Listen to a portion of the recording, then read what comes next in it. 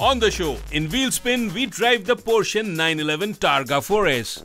And in Launchpad, we have a look at some of the cars and motorcycles lined up for launch this year.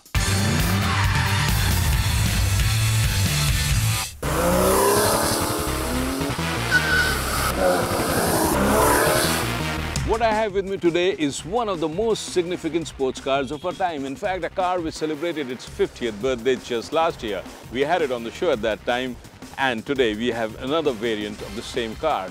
A car which is equally significant in the entire lineup. By now you must have guessed what I'm talking about, the Porsche 911. And what I drive today is the Porsche 911 Targa 4S, the car which they call the 911 with the Targa top.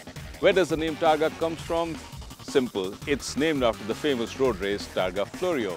And what this brings to you is a car with a removable top. The Targa is a very important variant in the 911 model range. In fact, out of every 10 911s that are sold, one is with the Targa top. And the car comes with a lot of history as well. It was first shown to the public in 1965 at the Frankfurt Motor Show. And this year, in the beginning, Porsche made some major changes to the top. And it's time for us to have a look at those changes.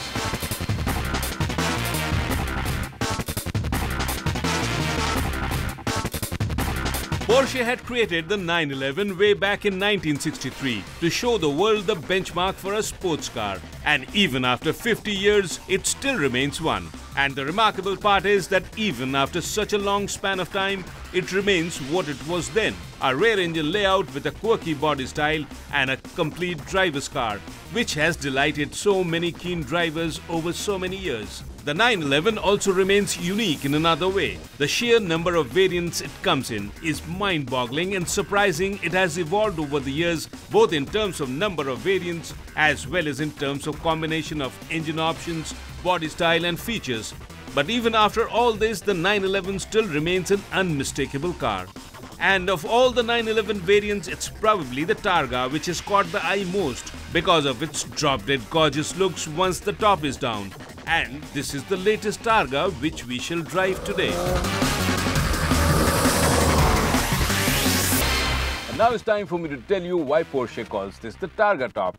At the slight touch of this electric switch here, the front of the roof starts sliding back, tucks itself neatly into the rear compartment, and this 911 goes partly topless to make sure that you enjoy open-top motoring.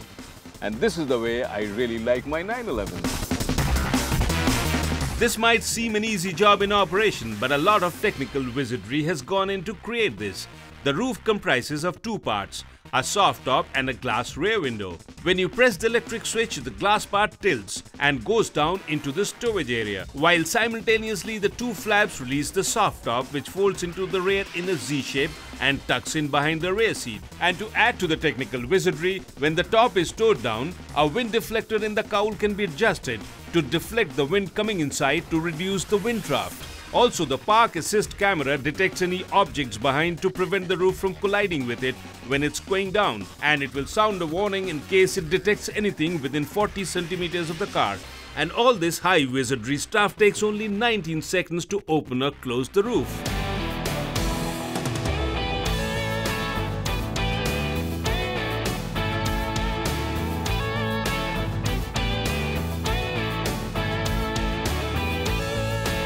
If you are planning to buy the Targa in India, you will have a choice of two engines. Although both the engines are flat-six, water-cooled, but in terms of capacities they differ.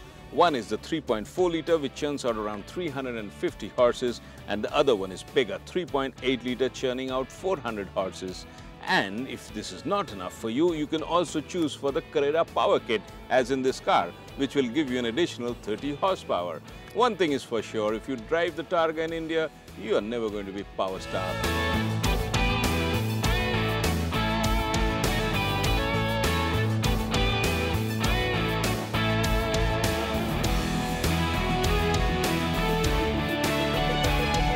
As in all 911s, you can customize the car quite a bit, and you can see this from the racing yellow seatbelts I am wearing to a similar colored instrumentation, and you can add on the Chrono Sport package too. All this makes the 911 a little more sportier and of course makes it a whole lot more personal. And what I really like about the 911, unlike many other supercars, it does have a seat, a rear seat. An excuse of a seat it might be, you'll call it, but still you can park your kids if you want to.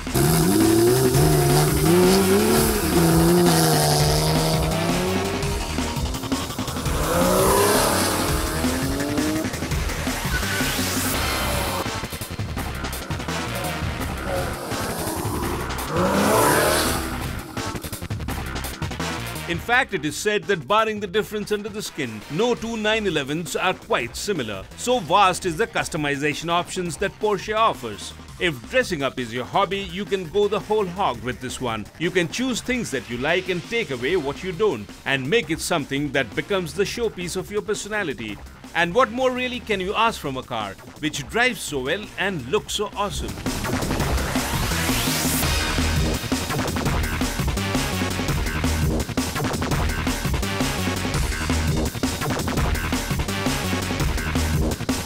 What I'm driving today is the Targa 4S, which means I get a 3.8-litre flat-six engine which produces 400 brake horsepower.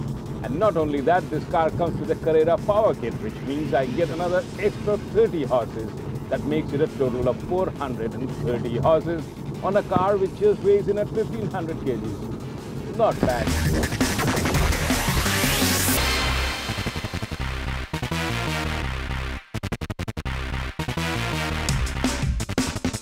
The big question now is, how does the Targa drive? Well, the answer is, like any other supercar, absolutely brilliant. All you have to do is flip the throttle and one horse after another comes pounding out mercilessly. It's just a brilliant car to drive. The good part about the Targa is that, like any other mid-engine car, the chassis is very well balanced. The power is distributed 50 to 50, so all the power that the engine produces actually can be used by the wheel, and the result is brilliant cornering. Every time you throw her into a hard corner, she comes out pretty much in a straight line, and that's very, very confidence-inspiring. And not only confidence-inspiring, it's a whole lot of fun to throw this car into a tight corner. Not that I would advise you do it, because you are not actually in a racetrack. You should wait till you hit the racetrack actually to try that out.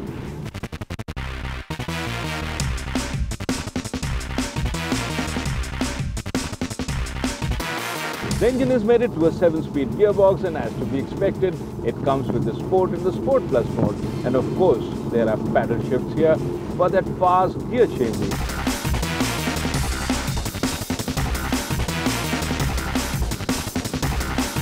I like mid-engine cars for one big reason, that the engine sits behind you and you hear it loud and clear every time you flip the throttle. And in this Targa, there is this button here which if you happen to push, just increases the decibels coming out of the twin exhaust. And that really is some very fine music you can listen to while driving this car.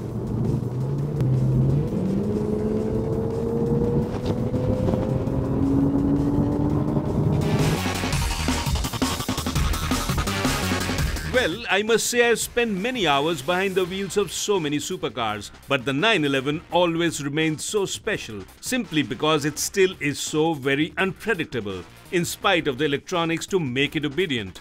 And this is why I like her, because she makes sure that you are ready for her. Otherwise, you can be, much to your embarrassment, facing the other way, while intending to go somewhere else. The oversteer is still pronounced and opposite locking is the order of the day. And this is why I say it's a fun day in office, taming the 911.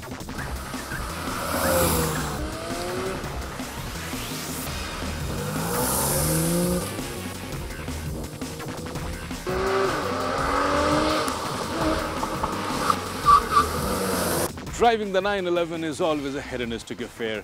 You love the brutal acceleration, the hard cornering, and even the stairs. And this 911 Targa here is genetically no different from any other 911. It does all these things equally well, and in addition to that, what it also does is bring you the joys of open-top motoring. So if you are looking at buying a 911, have a look at this one, more so as there is hardly any price difference between this and the regular Carrera. But this is not to say that the 911 Targa at rupees 1.5 crores is cheap.